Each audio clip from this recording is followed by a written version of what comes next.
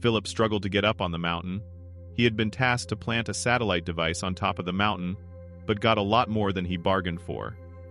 When reaching the top, he stares right at an abandoned plane. He realizes that this had to be here for decades. How could something so big go unnoticed for so long? He had to know what this plane was hiding inside. But he should have just left it alone. Before we start, smash the like button and make sure to subscribe if you haven't, and hit that notification bell so that you won't miss any new stories. Philip struggled with the decision if he should enter all by himself or not. He did not see a safe way inside of the plane. If he would get hurt, no one would notice that he was gone. The temperatures were dropping fast, and Philip couldn't feel his hands anymore from the cold. He had to get help. This was too big for Philip to research on his own, so he signaled two of his colleagues with a flare gun, and they flew over by helicopter immediately. No one had ever seen anything like this before. And together they decided to try and get inside the plane. But no one was prepared for what they were about to see. Philip was the first person who stepped inside the plane. His mouth fell open instantly. How is it possible that no one knew about this? But what do they find inside the plane that is so important? The answer would soon be revealed, but this reminded Philip of when he received an anonymous cryptic letter at home a couple of days ago. Without notice, he was called to the research station before discovering the plane. Was this connected somehow? He had left behind all his friends and family for this mysterious project and traveled to an unknown country.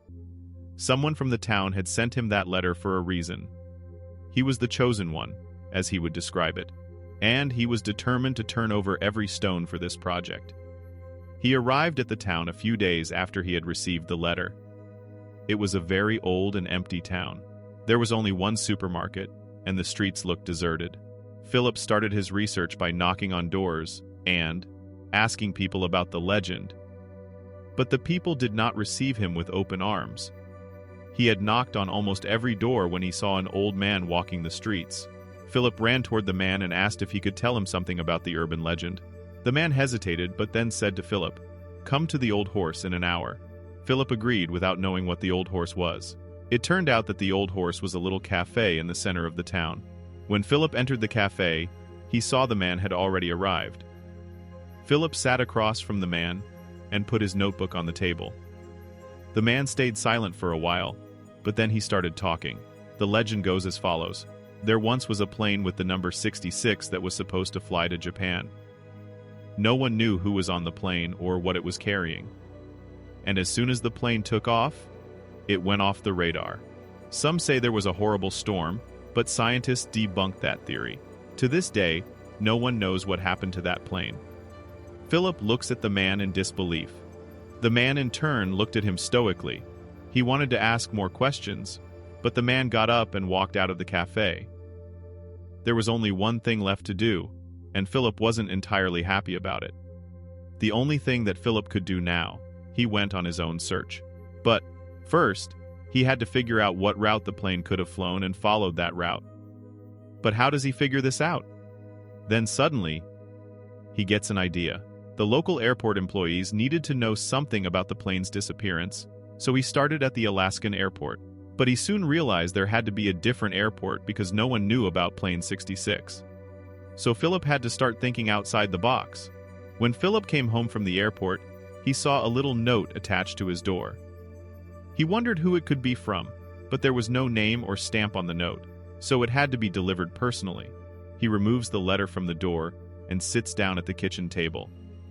Philip opened the note and immediately recognized the handwriting. It was from the same person as the anonymous letter was from. But this time, there was only one sentence. Philip reread the sentence 3 times so that he could fully absorb it. Go to the right side of town and walk along the mountain path. Find Theo. Philip wondered who this person was who kept sending him notes and letters. And who was this Theo? But he knew what he had to do now. Philip packed his backpack and started his journey through the deserted town. The village looks like a ghost town. No light shines in the houses, and no one else is on the streets. When he reached the mountain path, he noticed something strange. There was a sign that said, "Restricted area, no trespassing." But this didn't scare Philip, and he started walking. It was a difficult path because there were a lot of loose stones and frozen puddles. but he managed to make it to his first destination. He saw a little cottage in the distance. That must be Theo, he thought, and he started to walk a little faster. A storm was heading toward him, so he had to reach the cottage just in time. But then something happens that he didn't expect. But to his surprise, no one was home. He banged on the door as the wind started to pick up. He had to figure out a way to get inside, or he would never be able to continue his search tomorrow. Then something unexpected happens. Then the door flipped open, and Philip stood face to face with a silhouette of a little man. "Theo?" he asked. And the man stepped aside. He didn't say a word to Philip, which was strange. It felt like he was expecting him. "Who is this man?" The man pointed to a bed. But there was something else. On top of the bed was another note. Because of all these notes, Philip felt like he was on a scavenger hunt.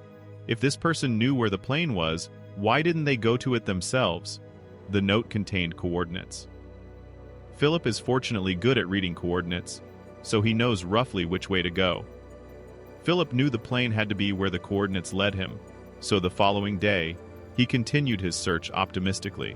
But he would have never seen this coming.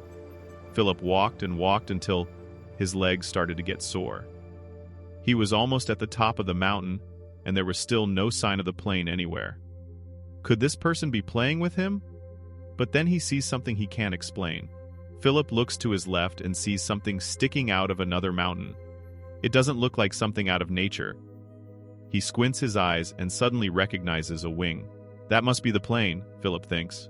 But the plane is at least another day's walk from where he's standing. And there is something else. There is no path leading toward the plane. Philip has to go off-road to reach it, and there is a deep layer of snow.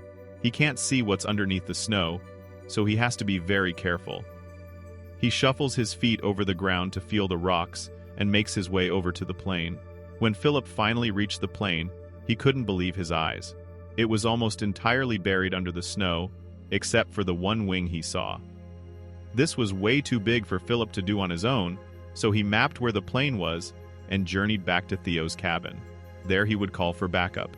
Philip called two of his best friends, who were also researchers, Lincoln and Greg.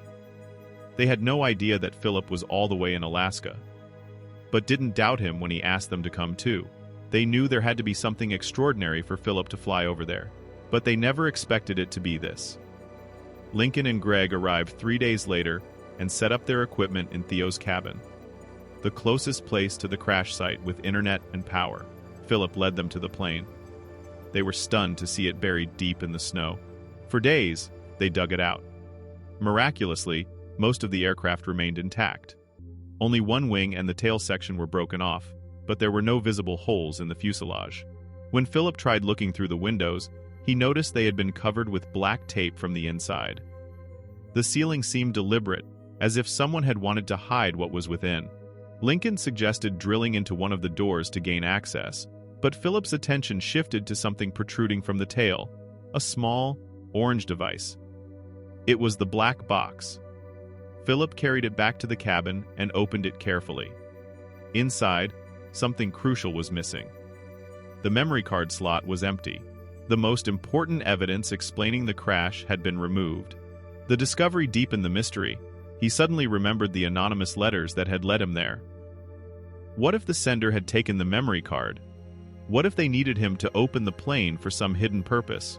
The thought unsettled him, but he pushed it aside.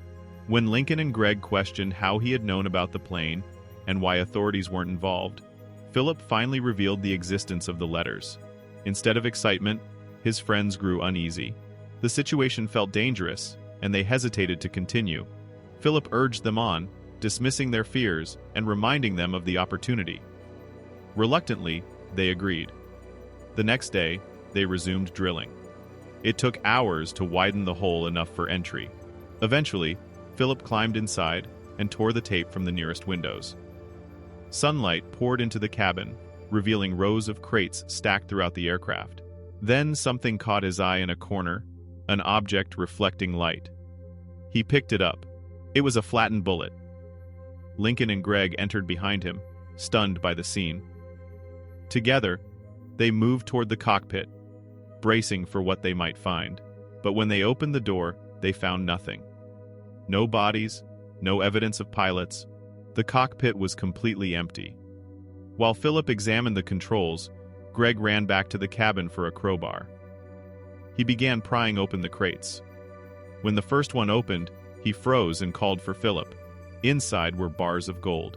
They began unloading the crates in disbelief until they realized Lincoln was missing.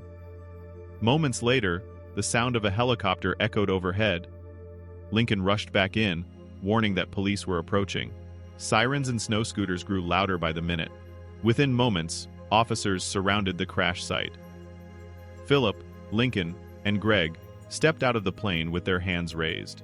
Philip held the anonymous letters, trying to show them to the authorities, but they were immediately detained and taken for questioning. At the station, they were interrogated separately. Philip was questioned last. He presented the letters and explained how they had guided him to the plane. The officers were confused as to why he had not contacted them earlier. Philip admitted he had wanted to investigate the mystery himself. As the truth unfolded, it became clear that the crates of gold and the missing black box memory card were part of a larger operation. Philip and his friends cooperated fully, helping authorities piece together what had happened. Philip, Lincoln, and Greg helped the police with the case and got an honorary medal for finding the plane. But it wasn't finished yet. There was one more person that needed to be found. The anonymous tipper.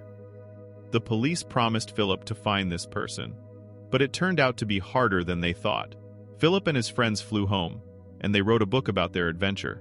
The book became a bestseller, and everyone wondered about this anonymous tipper. But it turned out that this person was never found, and no one will ever know why they did what they did.